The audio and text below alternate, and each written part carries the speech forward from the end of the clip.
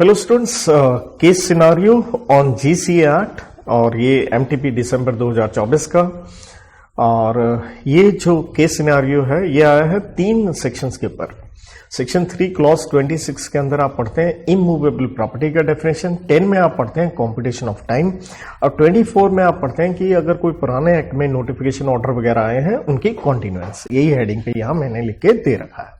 और ये देखते हैं तो ये एक प्राइवेट कंपनी है STPL और ये एक नया सॉफ्टवेयर डेवलपमेंट करी है पुणे में।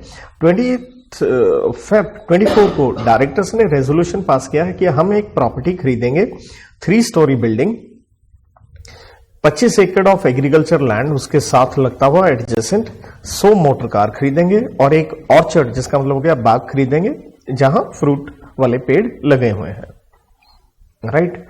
कहता है कंपनी को एक नोटिफिकेशन मिलती है इस डेट की, requiring all new technology centres to obtain, कि एक स्पेशल क्लियरेंस लेनी होगी 45 दिन के भीतर एस्टेब्लिशमेंट के। द नोटिफिकेशन मेंशन की एग्जिस्टिंग ऑर्डर, जो पुराना, ध्यान दीजिएगा यहां पे, पुराना जो एक्ट चल रहा था जो कि अब क्या हो गया, रिपील हो गया, खत्म हो गया, रिप्लेस हो गया नए लेजिस्लेशन से, would continue to remain valid. तो देखिए चाहे नया एक्ट आ गया लेकिन नोटिफिकेशन पुराने वाली चलती रहेगी, बताया गया है। कहता है नोटिफिकेशन सर्व की गई है ऑल कंसर्न पार्टीज को थ्रू व्हाट, रजिस्टर्ड पोस्ट, जिसके ऊपर आप जीसीए का सेक्शन 27 भी पढ़ते हैं।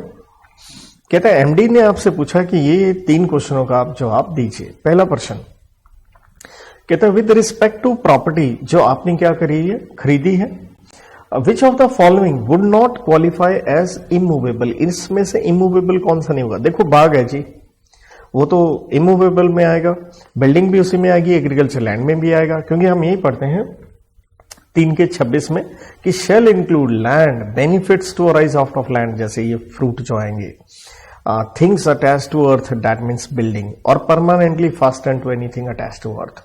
तो एक एसेट और आपने खरीदा था, 100 कारें खरीदी, तो हम कहेंगे कार तो यार मूवेबल है। राइट। और मूवेबल का भी आप डेफिनेशन जानते हो, 3 का 36। Right. This is a movable property, clause number 36 में आप पढ़ते हो। अगला, गवर्नमेंट ने नोटिफिकेशन दी है कि आपको क्लियरेंस 45 दिन में लेनी है। कहता मान लो अगर नोटिफिकेशन मिली 20 मार्च को, ठीक है जी, और कहता 45वां आखिरी दिन फॉल कर रहा संडे होता है छुट्टी, तो कहता बताइए क्या लास्ट डेट होगा फॉर ऑब्टेनिंग क्लियरेंस। तो हम सेक्शन 10 में यही पढ़ते हैं कॉम्पिटिशन ऑफ टाइम, कि कोर्ट या ऑफिस में कोई कार्रवाई करनी है within the prescribe date, तो प्रिस्क्राइब पीरियड के अगर वो बंद है कब, लास्ट डे को, तो हम मान लेते हैं कि आपने वो ड्यू टाइम में काम कर लिया है। अगर आपने ये काम कर लिया नेक्स्ट डे आफ्टरवर्ड्स, जिस दिन ऑफिस क्या हो गया, open, so our answer will be straight forward 5th of May. सो सीधा क्वेश्चन, सीधा आंसर। कहते कंसर्निंग द प्रीवियस ऑर्डर्स जो रिपील्ड एक्ट में थी विथ स्टेटमेंट इज करेक्ट। तो कहता सारे के सारे प्रीवियस ऑर्डर वॉइड हो जाएंगे। अरे नहीं भैया, प्रीवियस ऑर्डर्स कंटिन्यू वैलिड रहते हैं जब तक एक्सप्रेसली उन्हें क्या ना कर दिया जाए, कैंसिल ना कर दिया जाए, या यूं कह लीजिए वो पुराने एक्ट के साथ इनकंसिस्टेंट ना हो। यही हम सेक्शन नंबर 24 में पढ़ के आते हैं।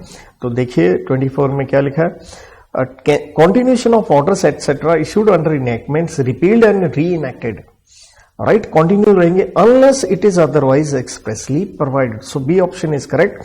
अगर आप C में देखते हैं तो देखिए क्या लिखा है, फ्रेश वैलिडेशन चाहिए अंडर न्यू लॉ, ऐसा कुछ नहीं है, 6 महीने तक वैलिड होगा, ऐसा कुछ नहीं है। स्टेट बाय सेक्शन 24 के ऊपर अपनी ये क्वेश्चन बन जाता है। Thank you.